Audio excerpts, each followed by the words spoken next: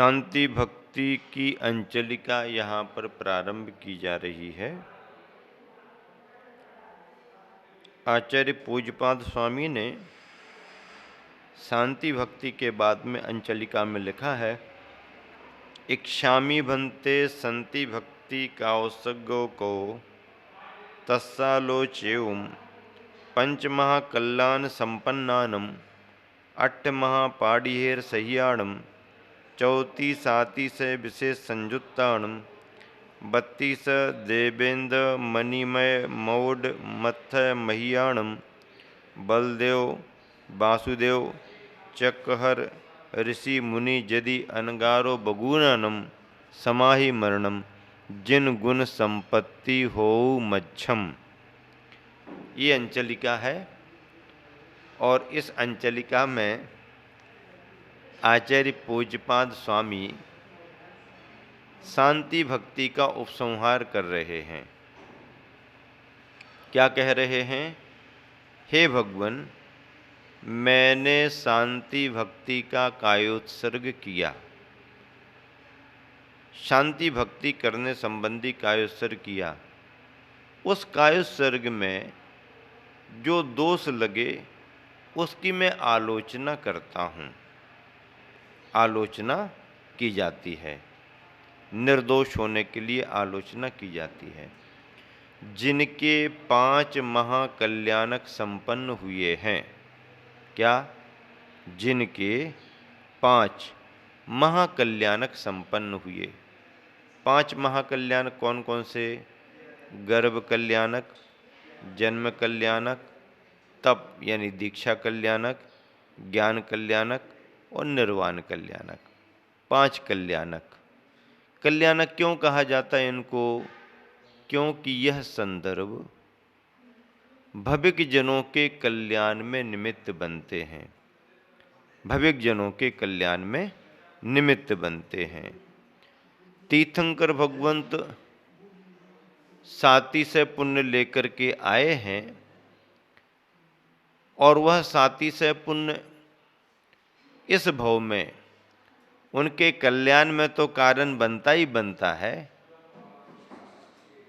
जन्म देने वाले जनक और जननी के कल्याण में कारण बनता है और संपूर्ण जगत के कल्याण में भी कारण बनता है। आप सभी बहुत ध्यान से सुने। अच्छा योग है कि जिस समय मैं स्वाध्याय करा रहा हूँ आप सभी बैठे हैं। पंच कल्याणकों की चर्चा चल रही है। पंच कल्याणकों के प्रसंग सभी को ज्ञात होते हैं, सभी उनके महत्व को जानते हैं। ऐसे पंच कल्याणक आयोजन के रूप में भी कल्याणकारी होते हैं और यथार्थ में जिसके जीवन में घटित होते हैं उनका जीवन तो कल्याणकारी होता ही होता है। तीर्थंकर भगवंतों को ये कल्याणक यूं ही प्राप्त नहीं होते हैं। कल्याणकों को प्राप्त करने के लिए तीर्थंकर प्रकृति का बंध करना पड़ता है। उनका गर्भ में आना कल्याणक बन गया, उनका जन्म होना कल्याणक बन गया, उनका दीक्षा लेना कल्याणक बन गया, केवल ज्ञान प्राप्त करना कल्याणक बन गया और अंत में निर्वाण पद प्राप्त करना भी कल्याणक बन गया। पांचों संदर्भ कल्याणकारी हुए। स्वयं अपना तो कल्याण तीर्थंकर भगवंतों का हुआ ही, जन्म देने वाले माता पिता जनक और जननी का कल्याण भी हुआ और संपूर्ण जगत के कल्याण में भी कारण बने। ऐसे 5 कल्याणकों से संपन्न जो तीर्थंकर भगवंत रहे। तीर्थंकर भगवंतों की विशेषता में पंच महाकल्याण संपन्नानम कहा गया। 5 महाकल्याणकों से संपन्न और जो अष्ट महाप्रातिहारियों से सहित हैं। कितने प्रातिहार्यों से सहित हैं? अष्ट महाप्रातिहार्यों से सहित हैं। पिछले दिनों में प्रातिहार्यों की चर्चा हुई है। अष्ट महाप्रातिहार्यों से सहित हैं, जो 34 अतिशय विशेष से सहित हैं। 34 अतिशय। अतिशय किसे कहते हैं? आश्चर्यचकित कर देने वाले कार्यों को, आश्चर्यचकित कर देने वाले संदर्भों को अतिशय कहते हैं। अतिशय कितने बताए? 34 अतिशय। जन्म के 10 अतिशय, केवल ज्ञान के 10 अतिशय और 14 अतिशय देवों के द्वारा किए हुए, देवों के द्वारा किए जाने वाले 14 अतिशय। ऐसे 34 अतिशयों से सहित हैं। 32 देवेंद्रों के मणियुक्त माथे पर लगे मुकुटों से जो पूजित हैं, 32 इंद्रों से, 32 इंद्रों, देवेंद्रों के मणियुक्त माथे पर लगे मुकुटों से जो पूजित हैं। बलदेव, वासुदेव, चक्रवर्ती, बलदेव अलग होते हैं, वासुदेव अलग होते हैं, चक्रवर्ती अलग होते हैं। ऋषि, मुनि, यति और अनगार, मुनियों के ही ये भेद हैं। ऋषि, मुनि, यति और अनगार से घिरे हुए हैं। लाखों स्तुतियों के जो निलय हैं, लाखों प्रकार की जिनकी स्तुतियाँ हो रही हैं, निलय हैं, ऐसे ऋषभ आदि से अंतिम महावीर तक मंगल महापुरुषों की मैं नित्य काल ऋषभ को आदि लेकर के महावीर पर्यंत 24 महापुरुषों की, प्रधान श्रेष्ठ पुरुषों की, तीर्थंकर भगवंतों की मैं नित्य काल अर्चा करता हूँ, पूजा करता हूँ, वंदना करता हूँ, नमस्कार करता हूँ। अंचेमी, पूजेमी, वंदामी, नमंसामी। अंचेमी, पूजेमी, वंदामी, नमंसामी। एकार्थवाची हैं सब, सभी शब्द, पर बार बार कहने से भावना गहराती है। मैं उनकी नित्यकाल अर्चा करता हूँ, पूजा करता हूँ, वंदना करता हूँ, नमस्कार करता हूँ। क्यों करता हूँ? क्यों कर रहे हो पूजा, अर्चा, वंदना, नमस्कार? उद्देश्य क्या है? तो मेरे दुखों का क्षय हो। क्या हो? मेरे दुखों का क्षय हो। संसार में दुख हैं, उनका क्षय हो। असाता कर्म की वजह से दुखों की प्राप्ति होती है, उस कर्म का क्षय हो, कर्मों का क्षय हो, सभी प्रकार के कर्म क्षय को प्राप्त हों, बोधि का लाभ हो। क्या लाभ हो? बोधि का लाभ हो, बोधि रत्नत्रय की प्राप्ति हो, बोधि का लाभ हो, सुगति में गमन हो, बोधि पाकर के अच्छी गति प्राप्त हो, सदगति हो, शुभ गति हो, नरक त्रियंच से बचें हम।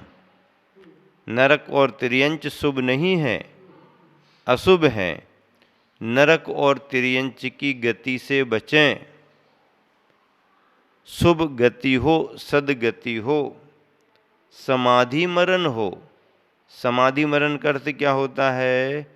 परिणामों में शांति रहे, समता रहे। समाधि मरण किसका होता है? जो व्रती बन जाता है उसका समाधि मरण होता है।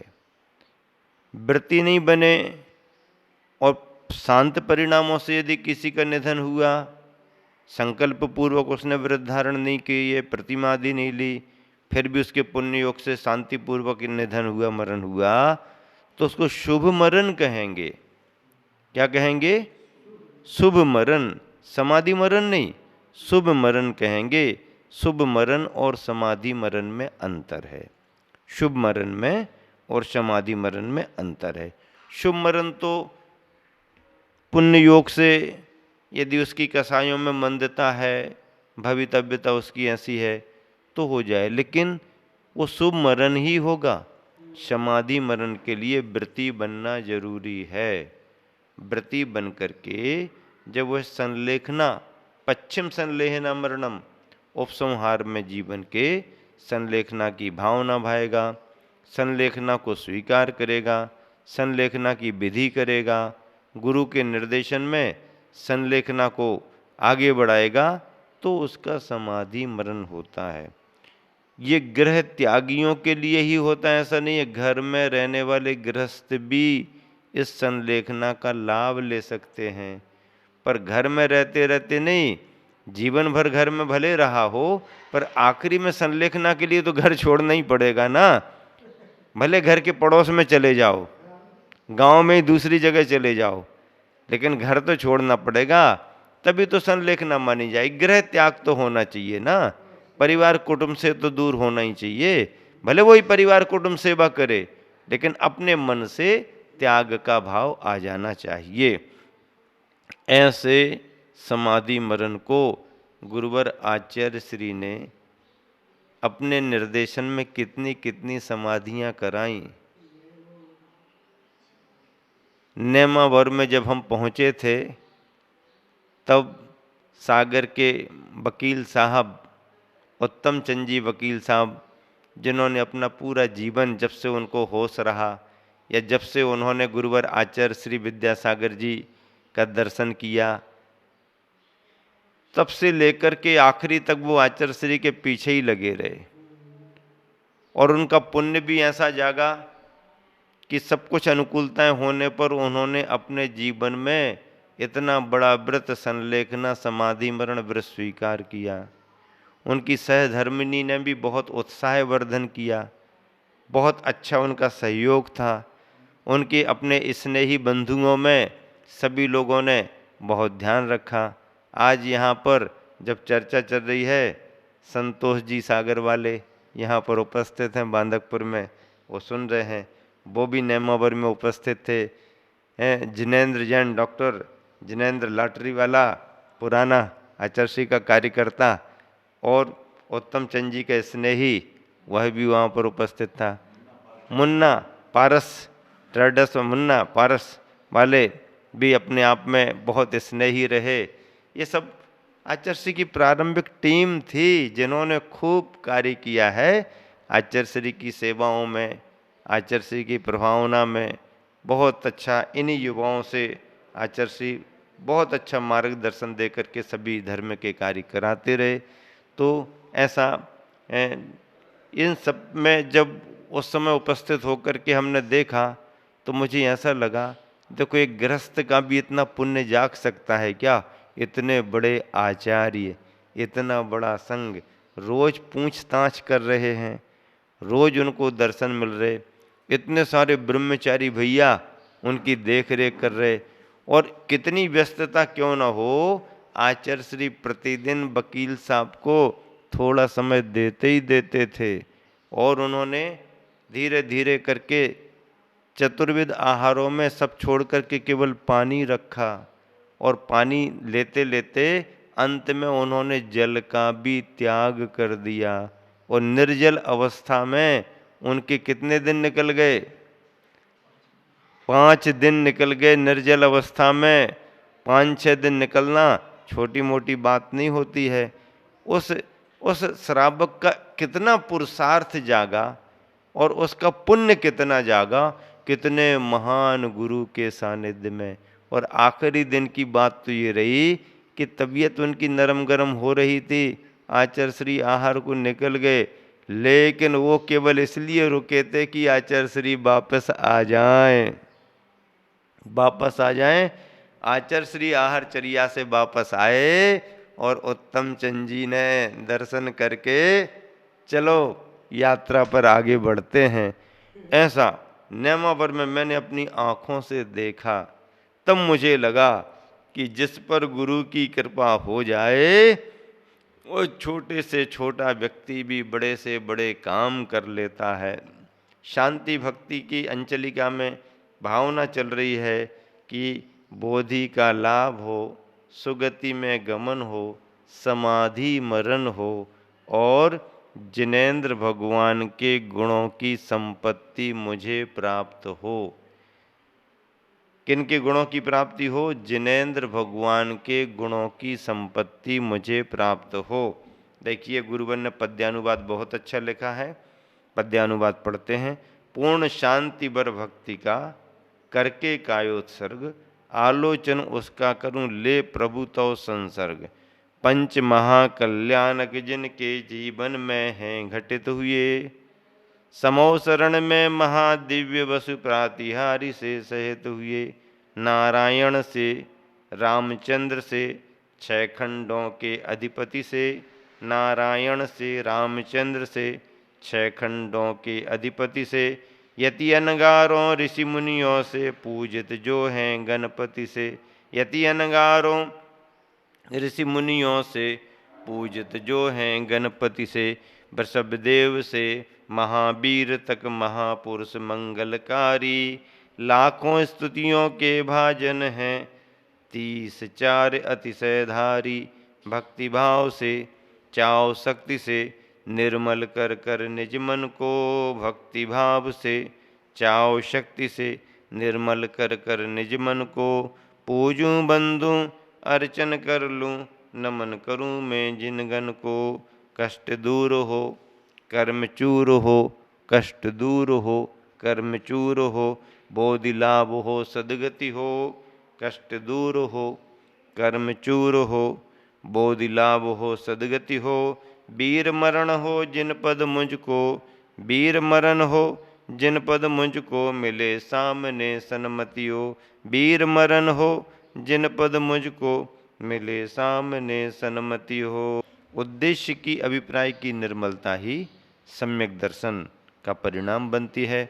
इस तरह से आप सभी ने पूज्यपाद विरचित शांत्यष्टक शांति भक्ति का अर्थ यहाँ पर विस्तार पूर्वक समझ लिया।